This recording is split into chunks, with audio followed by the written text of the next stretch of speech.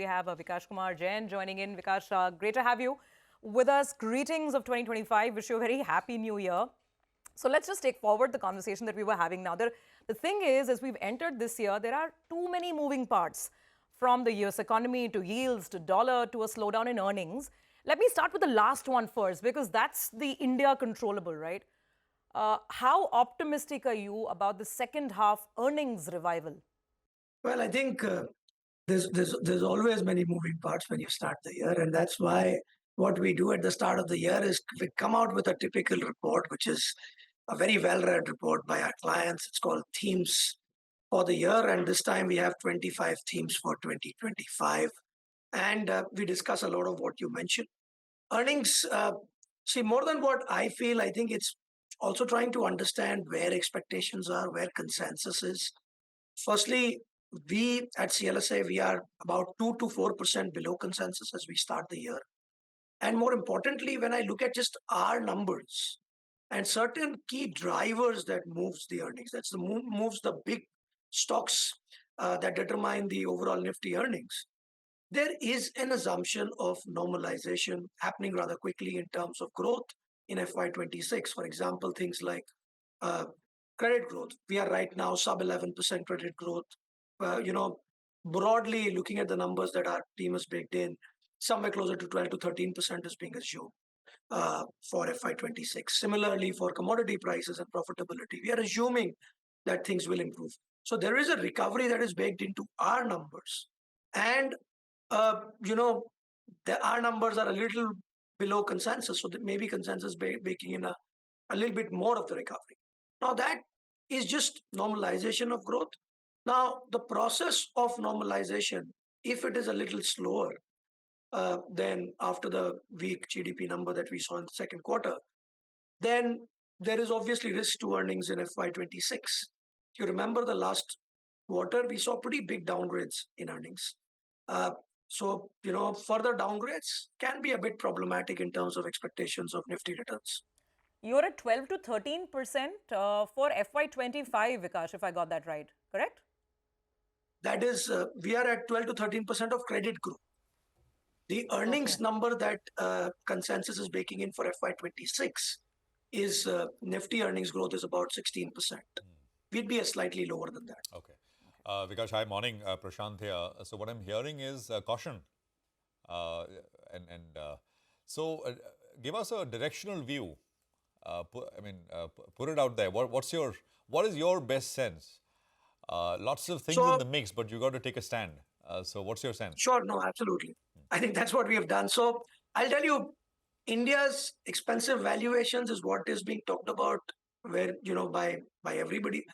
What we have brought out this time, looking at the start of this year, is I am actually quite worried about the fact that Indian bonds, as compared to where the parity should be versus, say, US bonds, are looking more expensive, and Indian currency is looking more expensive. And both of that is what sets up, and particularly in the next 4 or 5 weeks where macro is going to be very important and big, that could be a little bit of a problem. Let me explain that. So last year, we did not have any cuts from RBI, but Indian bond yields fell by 50 bips. In the US, Fed had several cuts, but US bond yields settled up by 80 bips. So Indian bond yields effectively outperformed by 130 bips during 2024. Currently, the differential between US and Indian bond yields, 10-year bond yields, is down to just close to 2%, a little over 2 percentage points or so. Now, to a naked eye, of course, that's one of the lowest we've seen in the last 18 years, but I'm less bothered about it because what I show in my report that this is something which tracks very closely with what is the forward market currency depreciation expectation. And that is more like 2.7%, 2.8% or so. So everything kept together, there is a chance, if US yields do not do anything, then Indian yields need to go up by almost 50 bips for us to get to that parity.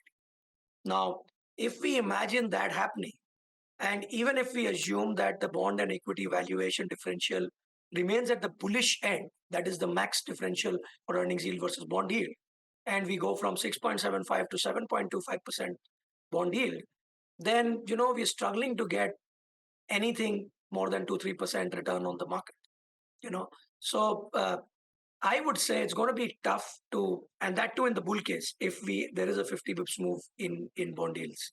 So we need bond yields to not go much higher, and also at the same point of time, expect that equity and bond differential stays very high, and we do not see earnings cut. I think that's a lot of things which are uncertain, and that's why I would say that not gunning for big returns, single-digit returns will be. If we scrape through with that, we'll be very happy with that. So there's going to be a period where things will go much cheaper, and then we can come back to hope for an up move. But net, don't think we're going to end with a very high number versus where we started this year. Okay, all right. Hi, Vikash. Good morning. Good to see you in. You're sounding a little bit cautious, or little bit would be an understatement.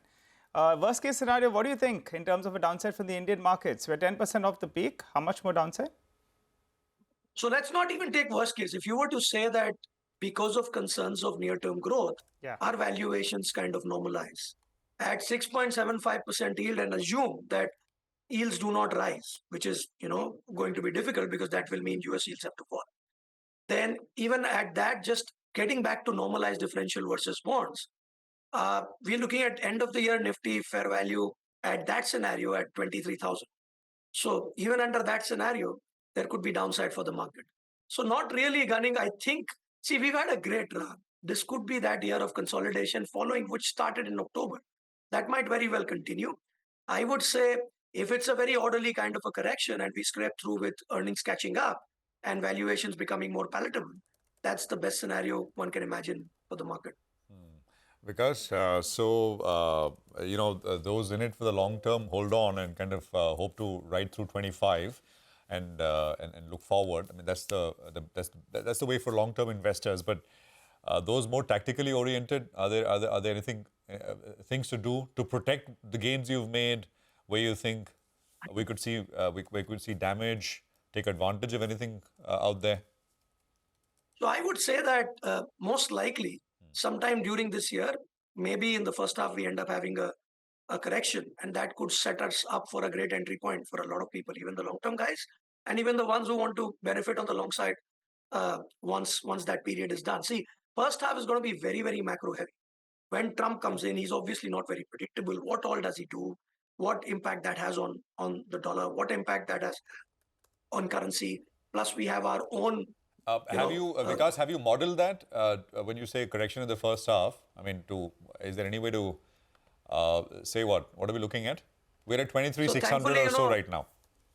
Thankfully, I don't have to do that difficult a job of predicting Nifty every month. But so that's why we typically take a 12-month view. So that's something which I think a technician, maybe our colleague Lawrence, can do a much better job. So what is he saying? Is he in agreement with you? We get a first half swoon? I think he's obviously saying that the charts are not looking that great for India. I think that's something which he's been maintaining. I'm sure you guys talk to him more often. So he'll be the right one to speak about. So possible 7-10% kind of a sort of, I mean, that would typically qualify as a correction. I mean, if it's... We've already had a 10% correction, Prashant. So we actually called for it around October, where our India Bull Bear Index, the sentiment gauge, gave us a signal around end September that this is at an extreme bullish point, and we called for that. Okay. But you're saying from here you get a bit of a correction, right? H1. See, I am saying that because of the macro setup. I am saying that. I'm just saying. I'm just confirming. And so then from here, what do you see? You've already seen 10. Another 5-7%? And so, then that's the entry point. So if you see, we are at about 19.5 kind of a PE right now. If you were to go down another 10% or so, then that would take you to very close to where the mean reversion should be to go to historical average valuations. And given the way India is positioned over the slightly longer term, which looks much better than most other economies, if you get the market near historical average valuations for a multi-year period, that's a great entry point. Vikash, just to finally complete the picture, I just want to put up that chart that we had on with the underweights and overweights that CLSA has, just sector positioning. They're underweight on a lot of things: IT, discretionaries, industrials, and even healthcare. The overweights are only commodities and insurance. So Vikash, as you sign off, commodities, and obviously the market took note of your call specifically on Reliance Industries, which came out earlier this week. Just leave us with some, some broad setup in terms of hiding places, because you sort of outlined the underweight sectors. On commodities, is it just oil and gas, or in general, are you expecting metals to also, move up? Just leave us with the explanation behind that construct. In fact, you missed one sector. Our biggest overweight is actually staples. Okay, So okay. we run a India focused portfolio, and for the last 4 years, I've tended to completely avoid staples. And this time, at the start of the year, we've actually made staples our biggest overweight, cut our overweight in banks to just above neutral. And commodities, we have 4 names. We have metals as well, and oil and gas names as well. So staples, I believe that that's really the big sector call, which we have taken very anti-consensus.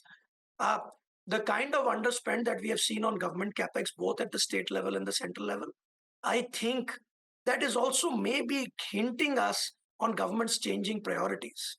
If that happens, the investment and the capex linked stocks are already overexcited and at elevated valuations. But if priorities change to more welfare, affordable consumption side of things, then that's the sector which is, pretty beaten down because it's not done much for a lot of time. That's why we believe that the realities of coalition government and the hints that we have got from recent state elections, plus the good rainfall that we've seen and the good sowing that we've seen, maybe just bring back that affordable consumption to alive, to kind of life. And within staples, we like the food-related companies more.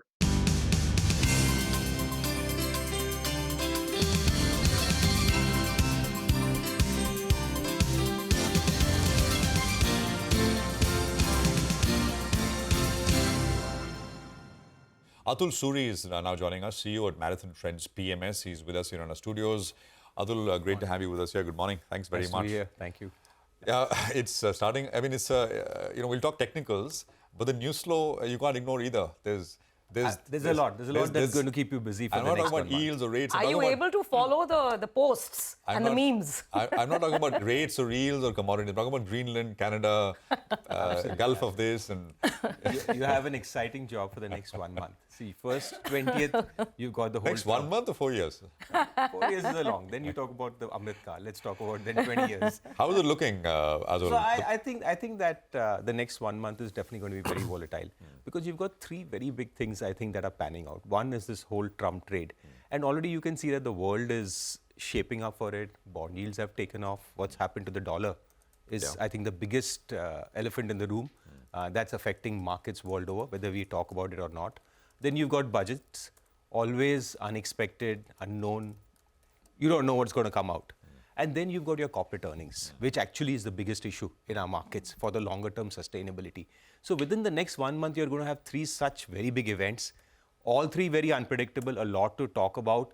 But I guess, you're going to see volatility. But I feel beyond that, markets will settle up. So trying to, sort of make a call for one or two of these events is going to be difficult because, I mean, how will you pan out for this Trump trade? What is he going to do? What is he going to say? Which side of the bed he gets up from? I mean, these are things, where the bests and best can't. So for us, I think it's more a But question directionally, of reaction. Atul, is it looking, So what I think, Prashant, that already the world is factoring this in. See, if you look at bond yields, right, the US 10-year, it's a very important instrument. It was around 3.6. Trump won the elections. It's moved 100 bips. It's at around 4.6 or so. An asset class which seemed to be sliding down because inflation was so-called capped, suddenly has taken off. What has happened to the dollar? Very important asset class, especially for risk on, risk off. All these FI flows. Why do FIs selling? Why are they this? It's nothing that they don't like India or it's a big deal. For them, the whole thing is we are just part of a big puzzle that there is playing out. And the way the dollar index took out from 107 heading to 109, that again tells you that the world is gearing up for inflation. See, because if you look at most of Trump's policies, whether he's talking about tariffs, whether he's talking about border immigration controls, whether he's talking about tax cuts, they tend to lean towards a higher inflation. And that is why markets are already factoring in it. Now, what comes out, how much does he posture, how much is just saber rattling, this only time will tell. I mean, as I said, we have no capacity to judge that. So I guess this is something that is going to play out. As I said, it's going to be very exciting. But how can you prepare for such events? But again, directionally, just to, जैसे बोलते हैं, ऊपर का घर बंद है कि No, I think that the market will surprise. In fact, what happens is that, see, right now we are at very important, very near crucial supports, which is your, I think 23,300 or something, which was the last bottom. So that is one area which in the short term can be an issue right now. We're at 23,700 thereabouts. So that definitely is an area of concern. But sometimes you feel, oh, the breakdowns happen and suddenly the market has ways of pulling up. And on the upside, if you take out at 24,850, I think I remember was the last high, if that gets taken out, then you make a case for a new high. So I feel that in this period of lot of news, if the market just remains in this band, good day, when you start feeling bearish, the market takes off, and when you feel bullish, the market is going to, which is a typical range-bound movement. I personally would favor if something like that happens. Yeah, the bigger risk is if the breakdown happens, because remember, we are nearer to the lower band just by 2% or thereabouts. Then I feel that it can lead to more. When you said markets may surprise on the upside or the downside? No, I feel that at the moment there's a lot of pessimism, Surabhi. At the end of the day, people are worried, ye hoga, wo hoga. There's a lot more bad news. So this is good if the bad news is getting absorbed, it's getting factored in. And that is why even if you see the markets, they are not at lifetime highs. They are good 10-12% from there. We've spent a quarter or so of nothing. In fact, last 6 months, you'll realize that, if you look at it, there has been no substantial really gains. Yes, the markets made a new high, but portfolios, stocks, all the leaders are all off 20%, whether it's your defense, your PSUs, your private sector banks, barring IT, if you see. Most of the sectors and stocks are off 20%. So things have cooled off. Time has been spent. 6 months have been spent. Price has come off 15 to 20%, maybe 12-13% on the index also. I think that is important. But Atul, before we start talking about what to do here, just complete that point on the two important indicators, both the US 10-year and the dollar, because now on the fundamental side, suddenly we're hearing, for the first time, narratives about maybe there is a global recession coming, maybe the US economy is going to, all of that. That should be, you will keep hearing. Recession, we've been hearing since 2 years. Exactly. One month it's inflation, second month it is recession. So that all is one big thing. But I said the two things that really matter to us as people in the markets, and these things are very, very solid indicators, is where the dollar is headed. But what do you see anything? Yeah, so a dollar at 109 is not a pretty space to be in. It's honestly not. I would rather have the dollar at 107 or below. That's the range it had set out for 2 years. We'd rather have a dollar there where we don't have to bother about it. Today, we have to be bothered about it, because remember, when the dollar goes up, it leads to a risk-off trade. Like, we are getting shocked. Why FI is selling so much? As I said, it's not that they can't see the big India story. It's that they have multiple pressures. They are dealing in multiple asset classes, these whole global macro players, and what is the impact of the dollar, what currency they borrow in. And when US bond yields are going up, when they are getting at US interest rates at that price, then the need for them to be more adventurous and come to emerging markets where the risks are higher is less. So money is moving to the US, and that is very, very visible. Not a pretty place. It's been difficult. And I do think that the next 1 month is going to be challenging. A lot of news, but you just have to wait it out. All right. Hi, Atul. Always good to see you. So next 1 month could be challenging. But for the year on the whole, sometimes when you get a lot of pessimism, it's actually good news. Because then, in fact, you expect the markets to be absorbing this and then gradually move up. For 2025, do you expect the markets to give a high single-digit return even from these levels? That's point number one.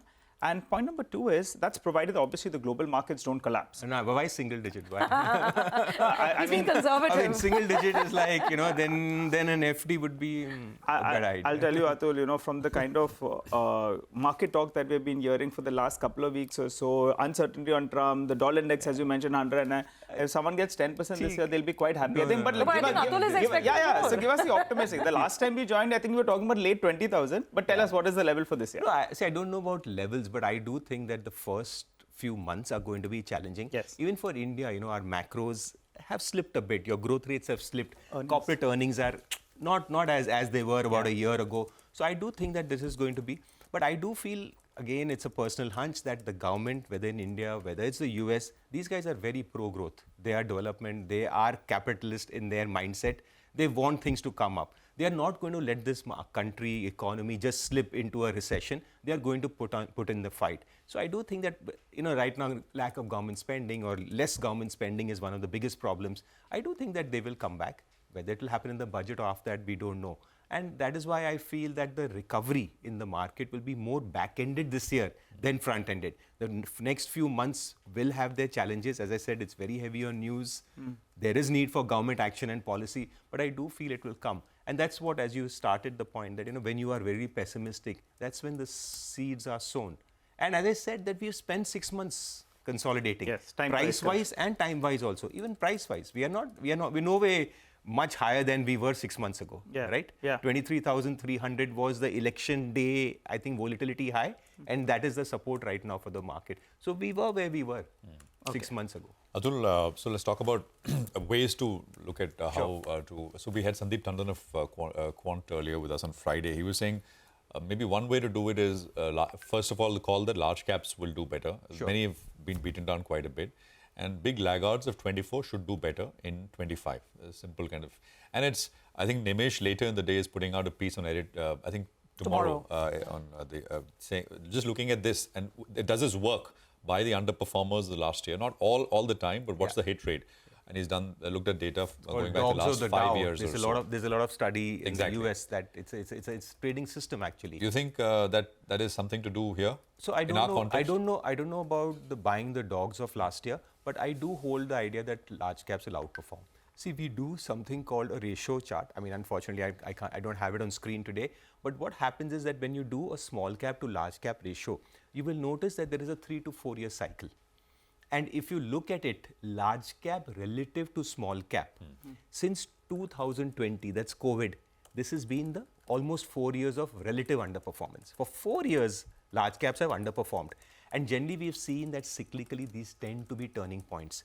As I said, we don't know whether it's going to be this month or next month. That is very difficult to call. Correct. But yes, we are at extreme underperformance of large cap relative. These also become turning points. I'm not saying that please sell small and large caps. I think they will still have juice, but wherever the earnings will not support it, I think they will sell off. See, yesterday's market, if you look at it, yesterday the index was okay. It recovered. It was very pretty. But if you went and looked at the small and mid cap indexes and some of the stocks, there was a lot of blood out there. So what will happen is that optically your Nifty will look good, your market will look good, but in there the bleeding will happen. So I guess we are heading in that kind of situation. And in that sense of the term, it's also a better place to find protection in large caps. So large caps. Because what has not moved, where there's less euphoria, which is as it is beaten down, and if it's turning around. A case in point, a sector I love, Prashant, is IT, right? I mean, a lot of people are talking about banks. There's consensus bullishness on banks, but I have not been bullish on banks, and I still am not bullish on banks. If I had to put my heart and hat in the largest to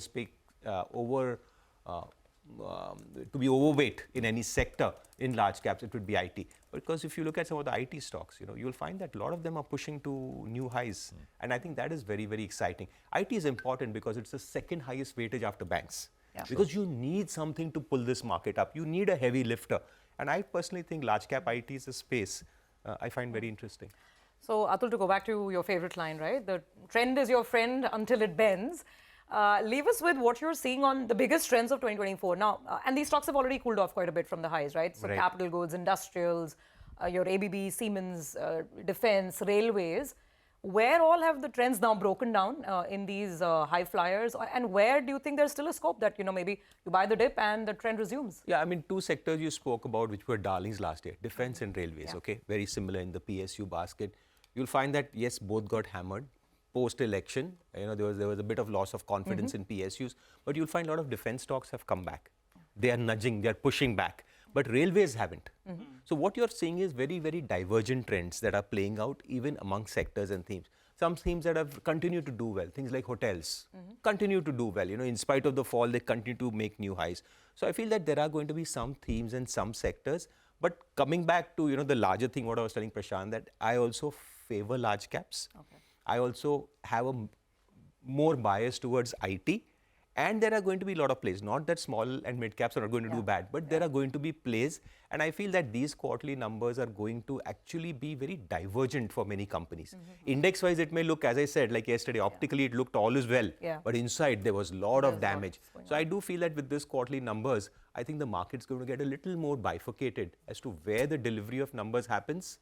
Well, they will all make new highs. Maybe the index doesn't. And wherever So you will find a market where there will be number of 52 weeks high and 52 weeks low on the same day, and the index will be where it is, telling you that the market will be more divergent. Absolutely, which is why I think we've been hearing this line that this is a year for the stock picker. It's probably not a broad brush stroke. You touch anything and it As long goes as you up. pick the right stocks. As long as you pick the right stocks. Absolutely. Thank you so much and wish you all the very best for 2025. Thanks a lot. Yeah, thanks, Look guys. forward to more conversations.